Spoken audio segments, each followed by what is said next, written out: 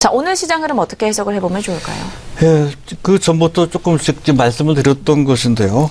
현재 글로벌 증시 전체로 봤을 때 미국을 중심으로 본다면 큰 문제 없는 여전히 강세장 모드라는 것을 우리가 충분히 인식할 수가 있습니다.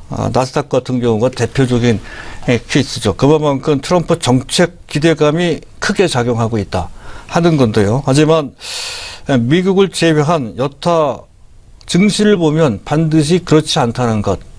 현재 지금 일본과 유럽 증시 거쳐 신흥국 시장을 보면 약간의 조정의 어떤 기운이 느껴지는 상황이 나오고 있다는 건데요. 이 점, 현재 무시할 수가 없을 것 같습니다. 조정의 어떤 빌미나 징후로 작용될 소지가 있기 때문이다 하는 건데요. 일단 글로벌 관점에서 본다면 몇 가지 이상 징후가 나타나고 있다 하는 점을 우리가 볼 수 있다는 건데요. 일단 먼저 전 세계 증시가 사실은 좀 따로 노는 측면도 있습니다. 미국 증시도 좀 그런 측면이 있죠. 그 전에는 다우지수 또 나스닥 지수가 같이 움직였습니다만 지금 다우지수가 주춤되고 나스닥 지수가 훨훨 날아가는 모습으로 약간은 변화되고 있는, 차별화되고 있는 그런 모습. 그리고 유럽 증시도 미국 증시는 못 쫓아가죠. 그리고 미국 증시의 가장 싱크로율, 복사율이 높았던 증시는 일본 증시였습니다. 일본 증시가 미국 증시에 전혀 동참하지 흐름을 쫓아가지 못하는 그런 모습이 뚜렷하게 나타나고 있는 그런 상태라는 점이 일단 그 전과 다른 모습으로 현재 변화라고 볼 수가, 이상 징후라고 볼 수가 있는 것이고요. 그리고 또 한 가지는 주변 상품 시장의 움직임입니다. 대표적인 안전자산이라 할 수 있는 상품은, 기증품은 금이죠. 차트를 통해서 몇 번 보여드렸습니다만은 금값의 반등은 벌써 한 달 넘게 지속이 되고 있습니다. 연초 이후에 약 7%, 이 정도면 굉장히 큰 폭입니다. 그래서 온스당 1,200억 달러 훨씬 넘어가고 있는 그런 상태라는 것도 그렇고요. 그리고 그보다 늦게 1월 말부터 특히 2월 초부터 급격히 진행됐던 다른 변화, 큰 변화가 생겼죠. 바로 현재 US 달러 가치가 급제동되는 그런 모습이 나왔다. 한때 달러 인덱스는 103.2 정도까지 올라갔던 그 달러 인덱스는 불과 일주일 정도 사이에 약 3% 넘게 3.3% 그 정도 수준으로 급락하면서 어제 그제죠. 99.8까지 내려오는 그런 모습. 그 사이에 주변 통화, 우리 원화까지 다 포함을 해서 엔화 같은 경우에는 그 짧은 사이에 약 5% 정도 그 가치가 급증하는 그런 모습이 나왔다는 것.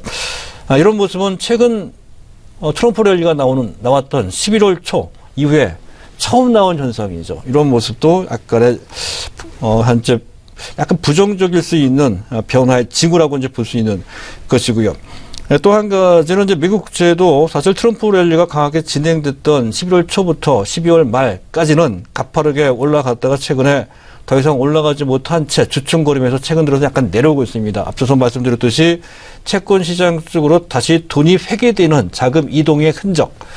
그전 강하게 현재 지금 그레이트 로테이션 또는 소프트 로테이션까지를 기대했던 그러한 증시로의 자금의 몰림 현상은 현재 오히려 그 반대로 흘러가고 있는 상황이라는 점에서 자금 흐름 측면에서 본다면은 현재 지금 부정적인 그런 현상으로 볼 수 있다는 것이고요.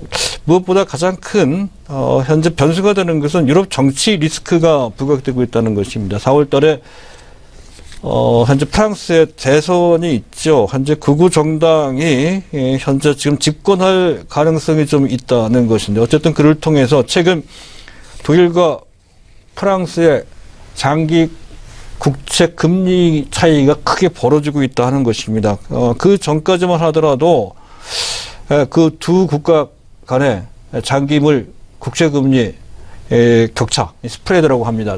그 스프레드가 0.32% 정도였던 건데, 그 최근 들어서 약 일주일 정도 사이에 2배 정도로 0.77% 정도 사이로 크게 이제 늘었다는 것. 그리고 절대적으로 지금 프랑스의 10년물 국채 금리가 급등하고 있다는 것도 또 부담이 됩니다. 그만큼 시장이 다소 불안하다. 그래서 채권 금리가 올라가고 그 상대적으로 채권 가격은 떨어지는 거죠. 그런 상황에 나오고 있다는 것이 그렇고, 또 한 가지 우리 입장에서 봤을 때 가장 부담이 되는 변화는 잠재적 리스크입니다. 바로 어제도 말씀을 드렸었죠.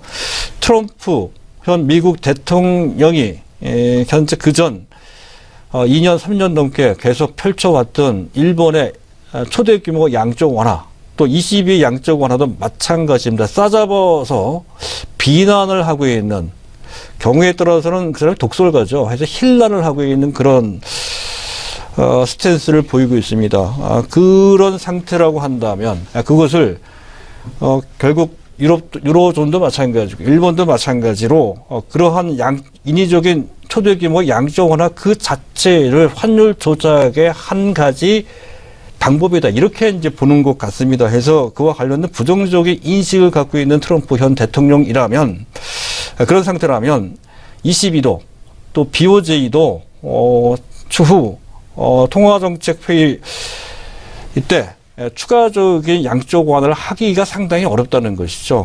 그 예정되어 있는 기간에 현재 양적 완화가 종료될 소지가 있다는 것이고요. 그것이 우리한테 중요한 것은 설사 그 기간이 만료되기 전에 이미 그를 통해서 그런 양적 완화를 통해서 우리 증시에 투입을 했던 특히 유럽계 자금이 빠져나갈 수 있는 빌미로 작용될 수 있다는 건데요. 최근 우리나라 어제부터 뚜렷하게 나타나고 있는 외국인들의 대규모 현물 매도는 그와 연관된 것이 아니냐는 우려를 좀 갖게 됩니다.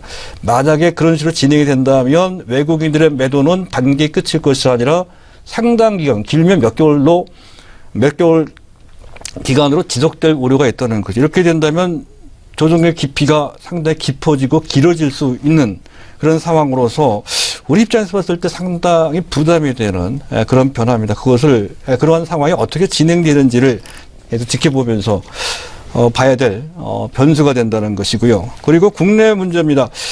자, 오늘 당장 수급을 본다면 앞에서 말씀드렸듯이 외국인들이 선현물을 동시에 순매도하는 그런 모습. 현물에 대해서 앞서 말씀드린 그대로고요. 선물 같은 경우 3일째 연속 순매도를 하고 있다는 건데 그 규모도 제법 되고 또 3일 연속 순매도한 것은 최근 3개월 내 처음 나타난 현상입니다. 그래서 이 부분도 다소 좀 불편한 측면이 있다는 것이죠. 그리고 삼성전자에 대한 외국인 매도도 좀 나오고 있는 것도 다소 좀 불편한 그런 상태라는 것.